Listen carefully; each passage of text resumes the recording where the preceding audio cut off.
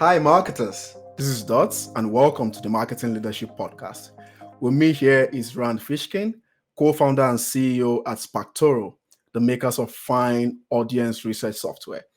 Rand is one of the founding fathers of search engine optimization and the author of Lost and Founder, a painful, honest field guide to the startup world. We will discuss driving real performance marketing by knowing your customers. Yes, KYC. I know you guys are ready, so let's get it. Ryan, it's an honor of a lifetime having you here. Welcome. Me, Dots. No, it's great to join you. Yeah, absolutely. So let's kick off here. Would you like to tell us a bit about yourself? I know millions know you already, but a refresher wouldn't be too much. So your background, your role, and where you are at the moment. Sure. Yeah, no problem. So let's see. I am currently the co-founder and CEO at SparkToro. We help folks with audience research, and that software company is my second software company. I originally started a business called Moz that many folks in the SEO world know, and that company, raised a lot of venture capital, built a big team, made big revenue numbers, all that kind of stuff. I had kind of a tough experience there at the end of my run, which I think happens to a lot of venture-backed founders. Left the company in 2018 and started SparkToro the next day, and wrote a book called Lost and Founder, which you kindly mentioned, and that has been read by a lot of entrepreneurs and folks in the marketing and tech world, and received a lot of kind praise. I also, oddly enough, now these days, I'm also the creative director and co-founder of a video game studio that's making an indie video game, which will be announced probably early next year, and then hopefully out in a couple more years. So I have a busy life, but a good one. Yeah, absolutely. And in case you are wondering, listeners, this is the book. Please grab your copy, and when you're on vacation, you can read a couple of chapters until it's done. But I would. This is another episode about SEO, but I will still like you to talk about SEO just for a little tiny bit. And my question is simple: what is the future of SEO? Maybe a decade from now? Is it voice? Is it chat GPT? Is it something else? Do you want to tell us?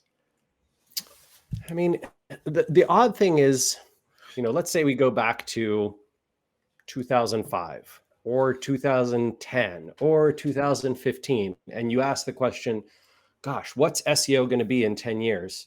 And the odd thing is, in each of those cases, SEO was very similar 10 years later. So look, have tactics evolved? Absolutely. Have there become, are there more technologies you can take advantage of, more tools and data, more searches and searchers? Yes, all those things are true. And Google certainly continues to provide richer and richer types of results, new and different kinds of results. I think the only thing we can say with certainty about 10 years from now is it's almost certainly true that Google will try to answer more and more searches instantly.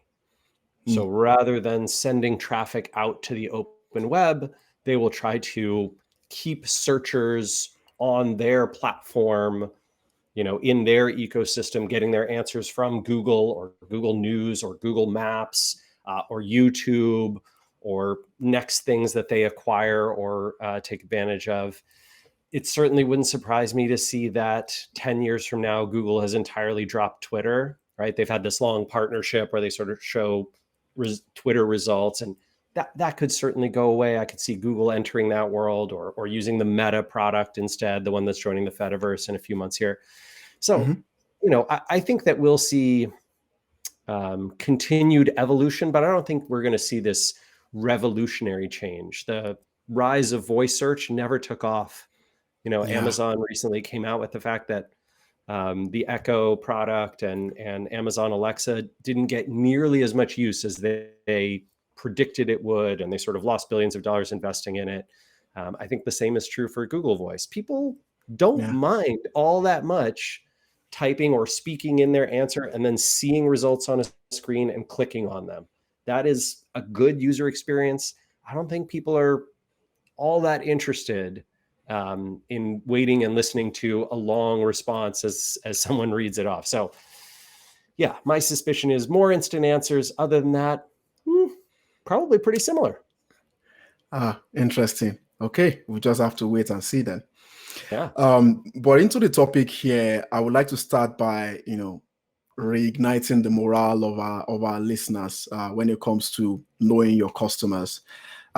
Recently, you put out a post that says many marketers only, search Google for keywords, and they feel that is the only place audiences can be found, or where their jobs to be done can be found. Jobs to be done, it being a fancy term for saying customer needs.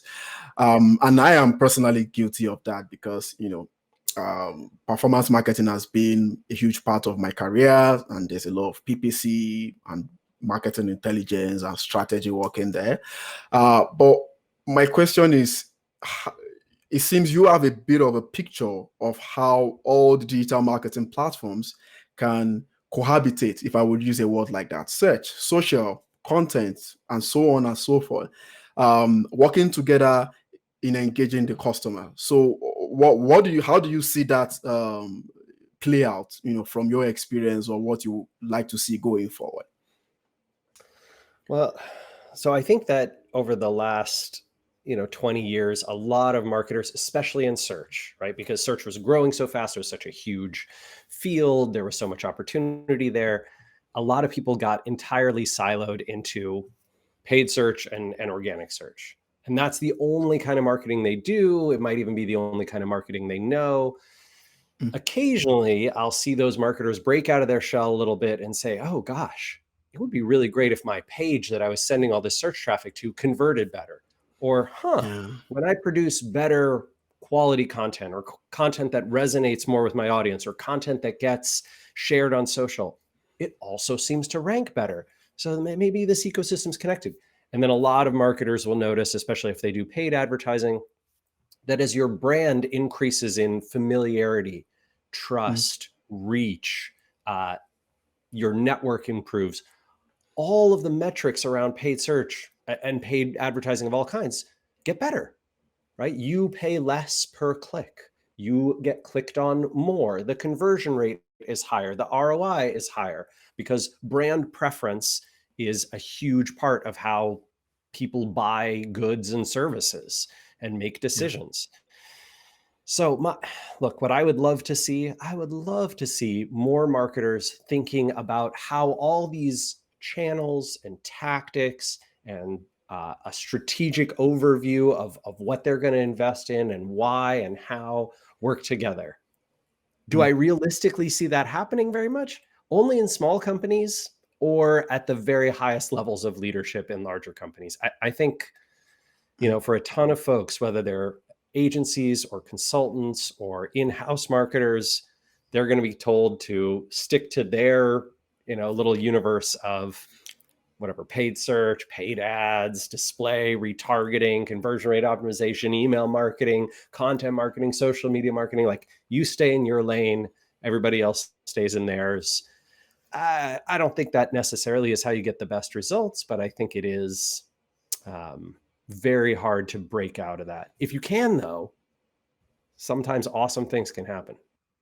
Yeah, absolutely. I think I've been running a little campaign of mine, just to add to what you're saying, little campaign of mine around marketers running in silos. There is the silo of the channel. They don't want to do integrated. They don't want the omni-channel. There is also the silo of marketing. So I just want to do my marketing stuff. I don't care what SQL is. I only love the MQLs. I don't care about lifetime value. We'll talk about that in a second. I don't care about some of those things. Everybody hates sales. And I will repeat that for the nth time again. Please, if you're watching or listening here and you want to be my friend or Rand's friend, please, you need to change your mindset from being just a typical marketer to a growth marketer, to a revenue-focused marketer, to a marketer that takes an integrated approach, knowing that there are tens or hundreds of touch points for the customer at different customer journeys, and being able to, collaborate and do all this great stuff at scale. You can also do that by keeping things simple as well, which is why I've also said sometimes on this podcast that enterprises, I've had a lot of enterprise experience, that enterprises should act as startups. Grow your business from the inside out.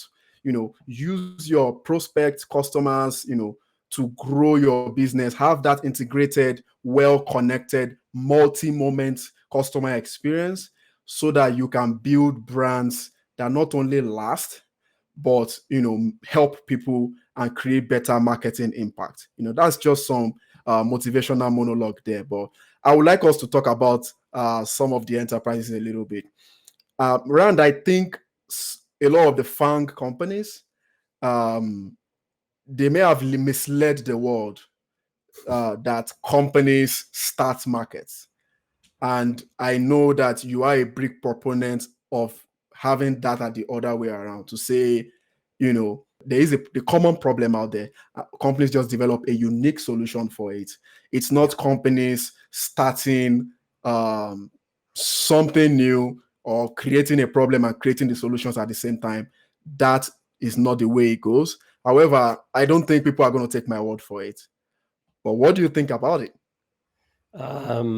Okay, I think in most cases you are absolutely correct. It is very rare that a company creates the market entirely by themselves, by creating or inventing the problem and then the solution. It does happen sometimes, right? You could generally argue that some luxury goods like perfume and cologne, right? Was it a problem? How did that industry come about? But now that it's an existing problem, right, there's solutions for it. You could also, I think, very reasonably argue that Intuit essentially, pays off Congress people in the United States, buys their campaigns to make sure that tax codes and the IRS are never updated to allow taxpayers to easily do their own taxes online right through the IRS, even though the IRS could obviously tell you exactly how much taxes you owe and you could just pay them. But because Intuit funds the problem, they're able to then create the solution. So there are rare cases, right, where through either extreme creativity, or if you are a little bit more skeptical of capitalism, right, malfeasance and malignance, the problems are created and then the solutions are created as well. But I would argue that 99% of the time that's not the case, that your job as a business owner or as a marketer is to understand what painful problem consumers in your space are having, or businesses, right, if you're B2B, and then making sure that when they think about that problem, they think about you first as being the solution. That's essentially the whole goal of brand. I'm at the airport, I'm traveling somewhere, I'm a little bit hungry, I could also use a snack, I want something salty and sweet. I'm going to go pick up a Snickers bar. I don't love the Mars Corporation, right? I'm not like, oh yeah, I want to give them my money. I don't think it's the highest quality chocolate in the world. It's familiar. I know it. It's sold everywhere. I've done it before, right? It solves my little problem in that moment.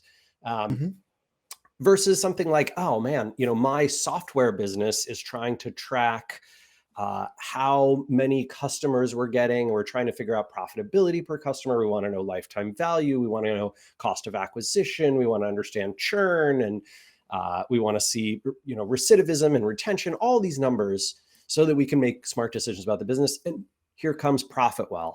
And ProfitWell provides all that stuff, plugs right into Stripe, solves the problem for our business, is great to look at, easy to use.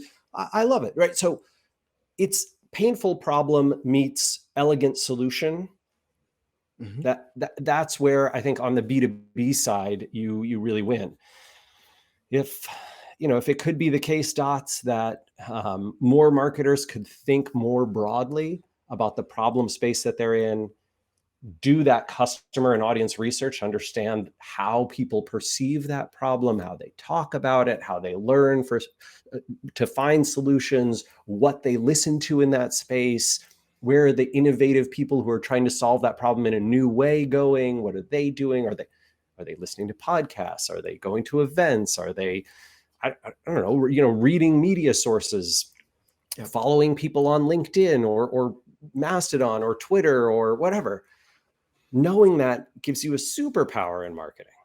I would like us to drill into that a little bit. Salesforce reports that 73% of customers expect companies to understand their needs and expectations. I will say 100%. You're not going to help me if you don't know my needs. It's just human nature. Yeah. So for the B2B side of things, again, you're already on the right track with what you were saying before. But I'd like you to give more examples or instances of how researching market appetites is now possible, even though it wasn't really possible many years ago. Yeah. Well, so there's all kinds of research that marketers can do, creators, entrepreneurs can do. But if you want to deeply understand a problem space, my preferred methodology is essentially three things, right? It starts, in my opinion, with interviews. So you one-to-one have conversations with people who experience the problem that you're trying to solve. You can find them however you want, through your personal network, through your friends' networks, through reaching out to people on LinkedIn and saying like, hey, I saw you talking about this problem. Would you be willing to just chat with me for 30 minutes? I'm trying to solve this problem. I'd love to be able to help, right? And I'm hoping that my new company will help. And could we chat?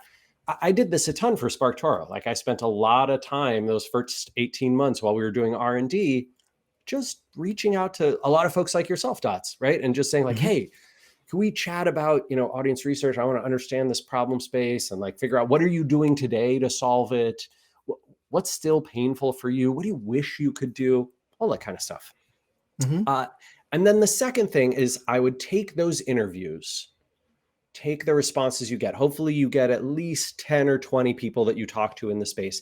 And then I would try and validate the lessons you believed you've learned from those customer interviews and turn them into surveys, like a broad market survey, right? So I take okay, you know what? 7 of the 10 people told me that their biggest problem was how to apply the data they could get from these types of sources to the problem they're solving in whatever their ad channels or their content marketing campaigns or whatever it is. Doesn't matter. Great. Go put that question in a survey and then say, hey, how painful, on a scale of 0 to 5, how painful is this problem for you? And make sure that you're asking people for their job title and their role and the kind of work that they do. So then you can look and see, oh, you know what? It turns out a big portion of this market doesn't care about that problem at all. But another portion of this market, the people with these job titles and responsibilities, they really care about it, right? And now you know who you're building for. If that's a problem you're going to solve, you've got job title and role and a bunch of people who match that, and you can go look at their social profiles and you can follow them on LinkedIn and be like, aha, all right, this is the persona, the human beings who have these problems painfully. That's who I'm targeting. These other folks, I don't need to reach them so much, right? They don't care about this problem nearly enough, not enough to pay for it. So now you've already given yourself a huge advantage in terms of how you design and build your product, how you solve the problem, and how you're going to go do your marketing. And then the third thing I think you need to do is what we call audience research at scale. So this is essentially saying, look, my interviews are a few people. My survey reached maybe a few dozen, few hundred people. But now I want to analyze thousands, tens of thousands, hundreds of thousands of people who match broad criteria and have public profiles on the web. And I want to know their behaviors and demographics so that I can choose the right keywords to rank for in Google so that I can create the right content that talks about the topics they care about, so that I can be in the media sources that they pay attention to, be on the podcasts they listen to, be in the YouTube channels that they watch, be on the in the subreddits that they subscribe to, be in the social feeds of the people that they follow. All of those things are so crucial to your actual marketing channel choices and tactical choices to reach the right people with the right message at the right time. And what the heck else is marketing? That's your whole job, right? So if you instead go, well, I'm good at PPC, I'm going to bid on a bunch of keywords that I think are relevant to this, or you know what, I'll just put my domain in to Google, and Google will tell me which keywords to target. I'll do fine. Dude, that's not, you are not doing your job, or at least you're not doing it well, right? Deep understanding of audience, problems they have, space that they're in, who they are, behaviors that they have, words and phrases that they use to talk about the problem, thing that's going to compel them to change their behavior from whatever solution they had before to your solution. Yeah. That's your job. That's what you're supposed to do. Wow. This has never been said before, especially in recent time. No. Are you sure? Isn't that what all? Not at all. Like I'm like, level one, and I'm going to repeat this if you're listening. Level one is the qualitative, engagement you have with, whether past, current customers, stakeholders within the industry, or what have you. Level two is the survey. So you're using information from level one and using that in surveys in level two to build more qualitative context. Now, level three takes quantitative context at scale. And you're looking at, okay, I have found the jobs to be done at the first level. I have sort of verified that or qualified that at the second level. Now, I need to look at a mixture of that and the psychographics of the customer around that, where you can then use a tool like SparkToro to run all kinds of analysis at scale. And like Rand said, that informs your tactical plans from a marketing vertical perspective. That's kind of what I call it, from a unit economics standpoint. Or there's, individual marketing channels that make these verticals. And that forms everything else. That forms your expectations. You look at some other things. We'll look at lifetime value later. But honestly, this has not been said before. I don't think people do this. Yes, we've sort of moved a little bit away from biography, Rand is I don't know how old you are, 45, for example, is male, is this, is that, he has the household income of whatever. And we're sort of moving away past that, but we have not yet gotten it right. We might be bringing a bit of, the job to be done or the needs, but we need to get as sophisticated as what Rand is saying here. Like I can continue to go on, but I will say it again. Level one is the conversations you're having with your customers or, whoever that product champion is. Level two, you are taking those surveys, you are getting qualitative data to establish those needs. And level three, you are running quantitative research at scale that looks at all these variables in terms of what people are doing at the moment in regards to the problem you are trying to solve, their marketing behavior, and so on and so forth. So I really want to thank you for breaking this down. If you are listening right now, I don't know how long this episode is going to get, but feel free to listen to this over and over again. Share it with your marketing team. Yes, because if I want, I could package this into a $5,000 book because it's revolutionary knowledge. But what we do at Marketing Leadership is that for your subscription, we'll give you premium marketing content. Okay, enough of that, shameless and shameful plugs. I think they got it. I think our listeners or viewers, I think they got the point, and they feel okay. This is good. I would like to commit to this, and I will want to communicate contextually. So they need some advice going forward. But before we go into that, I would like us to take a quick break from our sponsor. But please, we are about to get into even the most important side of this episode. So stick around and we will hear a word from our sponsors.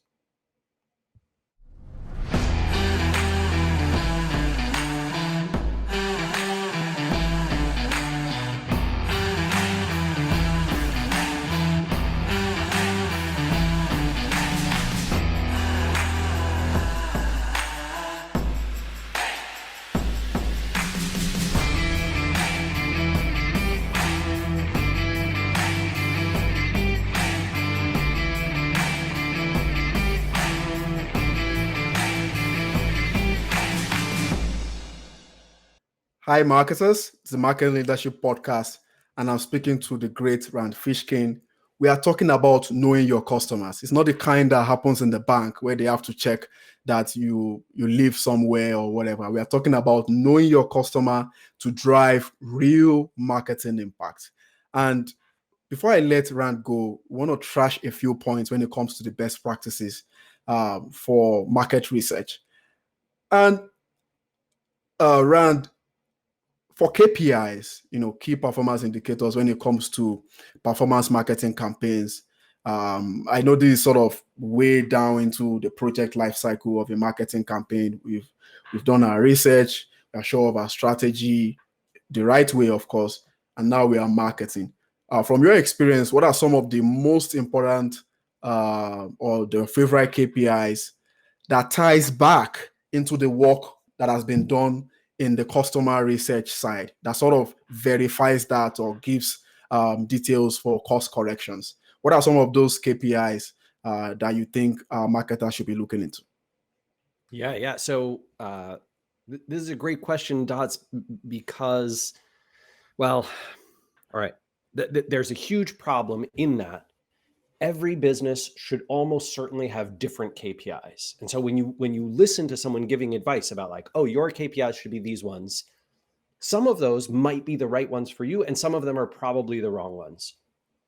I think there's only a few big universal ones that every marketer should be caring about. And that goes back to that customer research that we talked about, which is essentially, are you reaching the audience that you most want to reach, the one that is targeted, that cares deeply about your problem, that has the problem painfully enough that they're going to pay for your solution, that's in the right place and headspace and problem space to need your solution? You've defined who those people are, and you should be able to see as they sign up for your product, buy your product, whatever, you can learn more about them, right? You can take email addresses and send them through Clearbit or Full Contact or something like that. And you can turn those into LinkedIn profiles and social profiles so that you can see, aha, these people have these attributes, right? These traits and demographics. You could use SparkToro for something like this too. But the core of that process is to figure out whether you're reaching the right people in the places that they actually pay attention. And weirdly enough, that has become a problem of getting KPIs that have not been considered KPIs for the last 20 years. They've been considered a little bit vanity metrics. So for example, right, like Amanda and I look at whether the content that we produce in the places that we produce it, which primarily for us tends to be, YouTube, LinkedIn, we do a little bit of Instagram, we do a bit of Mastodon, we do a bit of Facebook, right? We look at these social channels, and then we look at our email list, the people who've signed up for the email, and we try and see, are these the right people? Are enough of them coming? Are they coming from the places that we're putting our content out there? What content is resonating with them and bringing them to us? If you are producing or investing in marketing channels that aren't content centric, you probably don't have the KPIs that we have, but you almost certainly will have a KPI that is an answer to the question, am I reaching the right customers in the right places with the right message? So those three things I just said. Right customers is either demographics, right? Gender, age, geography, could be psychographic stuff. And then you're asking next, am I reaching enough of them in the right places?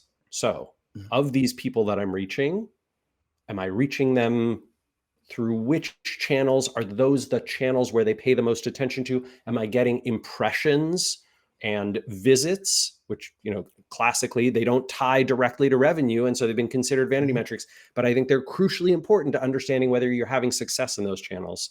And then with the right message is tied to conversion rate. So is what you're saying to those people in those places turning them into people who sign up for your email list or download your app or sign up for your free product or convert to a paying customer and put your product in their cart and check out, come into your store and buy the thing, whatever that conversion point is. Those are the KPIs that are universal. It's just that it changes for every different company what exactly they are. Yeah, based on the products to market to channel fit and many of the other factors as well. Yeah, that definitely makes sense, and that's a great answer, by the way. I recently spoke to a guest who said, we don't want to be put in a box when it comes to marketing. We all love the concept of giving terms and semantics and things like that. So everyone tends to associate themselves with, say, for example, demand gen. That's kind of what is trending nowadays. But it's at the end of the day, it's what matters to your business, based on your own situation, how you're connecting to the market, and some of the other very specific and peculiar variables in there. I admire your work with customer retention. And that's great to see that, you've done a lot when it comes to what we do to, acquire and to what we do to retain. When it comes to lifetime value, I am a firm believer that lifetime value is an ingredient in determining marketing spend, some subset of that in relation to customer acquisition costs. But I think people are still not looking at lifetime value the right way, because it's not as straightforward as just me buying a bunch of things a bunch of times in 5 years. So when it comes to fluctuating lifetime values, especially those that involve churn, how do you advise we approach a customer research? So these are our customers right now.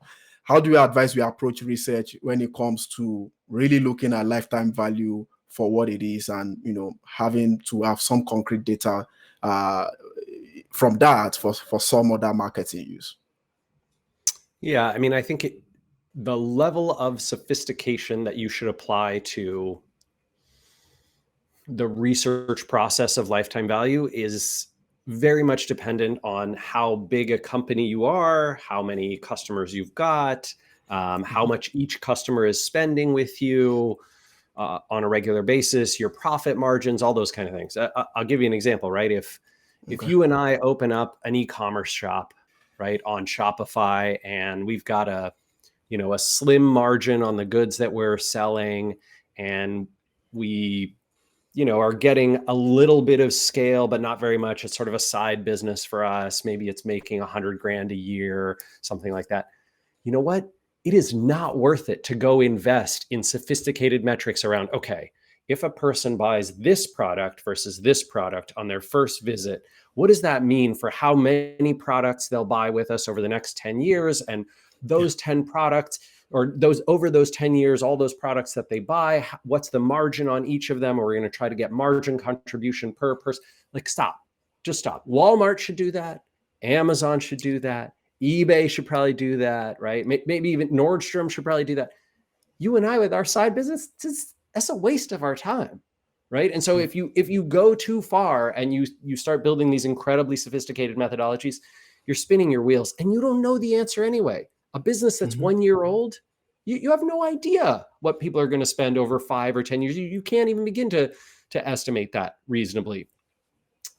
But I will say this: there's the other direction too. You can get not sophisticated enough, and that, for example, in the software as a service world or subscription business world, one of the things that really bothers me is that almost no subscription businesses consider lifetime value to be over the life of the company. How many times, how many whatever months of service or years of service might a person pay for, no matter where they go, what businesses they join or quit.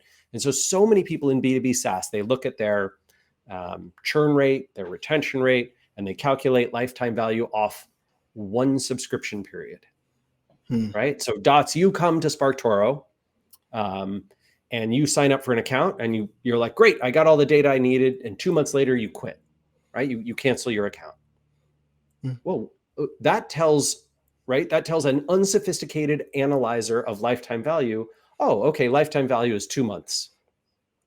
But what if 6 months later or a year later, you come back and you subscribe for another 2 months, and then another year later, you subscribe for 6 months. And then 3 years later, you're like at a completely new thing, and you have one of your employees sign up for an account. Why is that not a lifetime? Over the course of the 5 years that I've just described, you've been a customer 4 times for a period of 18 total months. That feels like it should be the lifetime value. And so few people calculate that way. They just use the single period. And because of that, they do 2 things. One, they try and pull a bunch of what I'd call dirty tricks to keep people subscribing month after month, to not ever let them go. And you know what? Very frankly, I think many of the best opportunities in the subscription business model and in B2B software as a whole, and probably a lot of consumer software too, is letting people go when they don't need your product. There are probably a ton of businesses where people incrementally need your, whatever the value you provide is, again and again, but not constantly. They don't always need it. Let them pause their subscription. Let them go to a maintenance plan. Build in an easy cancellation process. Update them and be like, hey, we're going to charge your card in 3 days. Like, heads up, you might want to go check this out. If you do that, people will come back again and again and again. They'll have this positive impression of you and the service that you provided. They'll be like, oh, I remember it's really easy to cancel, so I can just join, get the data that I need, get the service that I need, and then cancel again. No problem. And a ton of businesses don't think this way, and they don't think about true lifetime value, and so they miss out. So both sides, right? Too sophisticated, not worth it. Like just too much effort for the data. And then not sophisticated enough, not thinking big about the real behavior of long-term customers, also a problem. So, I mean, this is a challenge. Again, it's like KPIs, right? Everybody is going to have their own level that makes sense. Yeah. What you also said ties to the concept of the human-to-human marketing. A while ago, I interviewed the father himself, Brian Kramer. And what you just described now is, it's human to unsubscribe and come back again, because people are, there is the concept of the share of life. And within the share of life, you might get a share, that share may get taken back from you, not necessarily because of the competition, but because of something else. I also know that some people apply the concept of customer captivity. So they increase the switching cost. Again, the jury is out there on how far we need to go to overuse stuff like that, and or even use it in the right place. If there's a market, if there's an ethical marketing reason to using things like that. But aside the fact that every situation is different, I will also say to those listening that let's remember that it's human to human. It's not really B2B. It's not really B2C. Try to execute marketing from a human to human perspective. If you have to influence, that's fine, but make sure you are influencing to deliver value. You are influencing to create customer success. Rand, it's been an awesome having you, sharing your superior marketing wisdom. And I would say I am a beneficiary of SparkToro. So I got an account, I used it for my podcast, and I got a guest from that tool that I've already interviewed. So amazing. That is really awesome. And it's revolutionary. It's revolutionary. It's it's not, it's, yeah, in the world of ChatGPT and things like this, I think speaking human to human is some of the things that your tool reflects, if I would say. I know many marketers, millions already know you, but where can they learn more about some of the things you are doing, and especially with your solution, your market research solution? Yeah, absolutely. So I am most active these days on LinkedIn, where I'm just Rand Fishkin, and I post usually a few times a week, sometimes little videos, kind of like the snippets that we've got here. And of course, anyone can sign up for a free SparkToro account. You don't have to put in a credit card or anything like that. You can just try it out, play around with it, see what the tool offers, see if it's useful to you. That is a forever free account. It doesn't expire, so you can just keep it. That's at SparkToro.com. Amanda and I also run a live webinar series called Office Hours, SparkToro Office Hours, which has gotten very popular the last couple of years. I think we had like 2,000 people on our last one. And that's a great way to also, keep up and get more in-depth knowledge around a particular topic that might be interesting to you. We released episodes every month. And so you can sign up for those at SparkToro Office Hours. Yeah, absolutely. Thank you so much again. And please, if you follow Rand on LinkedIn, I can assure you the whiteboards are back. So please right. follow Rand to see that. That's all for today, guys. Thank you for listening. See more episodes at dotslovesmarketing.com. And please subscribe to the Marketing Leadership Podcast on Apple, YouTube, and Spotify. Till next episode, connect the dots. Thank you for listening to the Marketing Leadership Podcast, brought to you by Dots Loves Marketing. There will be links to any resources mentioned in today's show notes. If you enjoyed this episode, please leave a 5-star review and be sure to subscribe so you never miss an episode.